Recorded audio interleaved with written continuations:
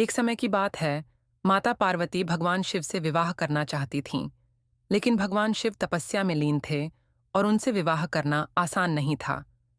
माता पार्वती ने कठोर तपस्या शुरू की ताकि भगवान शिव को प्रसन्न कर सकें। उनकी तपस्या इतनी कठिन थी कि उन्होंने कई वर्षों तक केवल बेलपत्र और जल ग्रहण किया। माता पार्वती की तपस्या से प्रसन्न होकर भगवान शिव ने उन्हें दर्शन दिए और उनकी भक्ति से प्रभावित होकर उन्हें पत्नी के रूप में स्वीकार किया। उनके इस मिलन को लेकर ही सावन सोमवार व्रत की परंपरा शुरू हुई। यह व्रत करने वाली स्त्रियां शिव और पार्वती की भक्ति और प्रेम की भावना को समर्पित करती हैं। ऐसा माना जाता है कि इस व्रत को करने से अविवाहित लड़कियों को योग्य वर की प्राप्ति होती है और विवाहित महिलाएं अपने पति की लंबी आयु और परिवार की समृद्धि के लिए इस व्रत को करती हैं। व्रत का विधि विधान। व्रत की शुरुआत सावन के महीने में प्रत्येक सोमवार को यह व्रत किया जाता है। व्रत करने वाले सुबह जल्दी उठकर स्नान करते हैं और साफ वस्त्र धारण करते हैं। पूजा की तैयारी।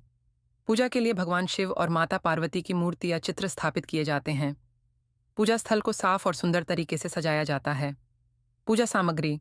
पूजा में दूध, दही, घी, शहद, बेलपत्र, धतूरा, गंगाजल, फल, फूल, धूप, दीप आदि का उपयोग किया जाता है।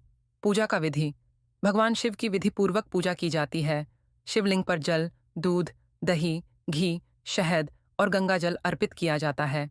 फिर बेलपत्र और धतूरा चढ़ाया जाता है।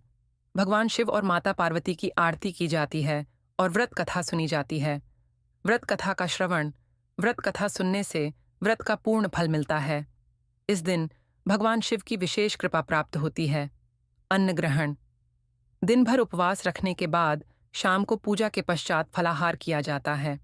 इस प्रकार सावन सोमवार का व्रत भगवान शिव और माता पार्वती की कृपा प्राप्त करने के लिए किया जाता है और यह व्रत विशेष रूप से महिलाओं के लिए अत्यंत महत्वपूर्ण माना जाता है।